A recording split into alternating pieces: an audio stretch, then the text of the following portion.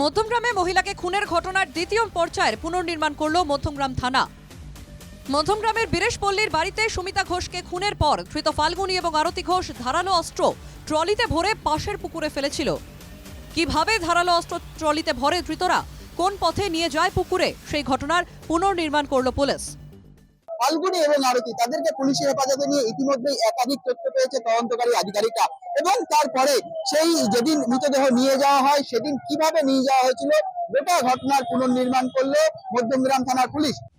সুমিতা ঘোষের দেহ বীরেশপল্লী থেকে দোলতলা পর্যন্ত ভ্যানে করে নিয়ে যায় ফাল্গুনী ও আরতি।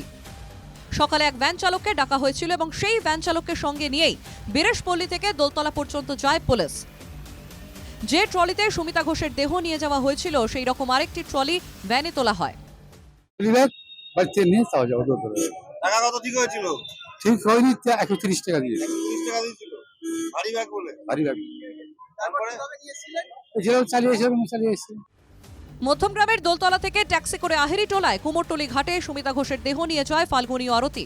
সেই ট্যাক্সিতেই ধৃতদের সঙ্গে এই একই রকম ট্রলি নিয়ে আহেরিটোলা যায় পুলিশও। জিজ্ঞেস করেছিলেন যাকে এত ভারী কেন? হ্যাঁ, জিজ্ঞেস করেছিলাম তো। কি বলেছিল? আর ওই যে কাঁসার বাসন আছে, জামা কাপড় আছে, খাবার দাবার আছে। জীবনের এই প্রথম হ্যাঁ, জীবনে এই প্রথম অভিজ্ঞতা। কত বছর গাড়ি চালাচ্ছে? আমি 32-33 বছর চালাচ্ছি।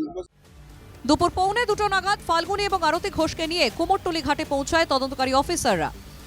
কুমোরটুলি ঘাটে ঠিক যেভাবে তারা দেহ নিয়ে ট্যাক্সি করে এসেছিলেন, তারপর ট্যাক্সি থেকে নামিয়েছিলেন, ট্রলি ব্যাগে করে টেনে নিয়ে এসেছিলেন, সেই সম্পূর্ণ ঘটনার পুনর্নির্মাণ হয়। তাদেরকে জিজ্ঞাসাবাদ করছে এবং ডিকিতে একটি ট্রলি ব্যাগ, সেই ট্রলি ব্যাগ যেভাবে নামানো হয়েছিল ঠিক সেভাবেই আজকে নামানো হয় এবং এখান থেকে এই ট্রলি ব্যাগ নামানো হয়। ট্রলি ব্যাগ নামিয়ে তারা বেশ কিছুটা মা মেয়ে এখানে হেঁটে আসেন এবং হেঁটে আসার পর ঠিক এই জায়গা, যে জায়গাতে ট্যাক্সিটা এই মুহূর্তে দাঁড়িয়ে রয়েছে, এই জায়গাতে এসেই স্থানীয়রা মা মেয়েকে ধরে ফেলে। পুনর্নির্মাণ হলেও সুমিতা ঘোষের খুনের মূল কারণ এখনো পর্যন্ত খোলসা করেনি ধৃতরা।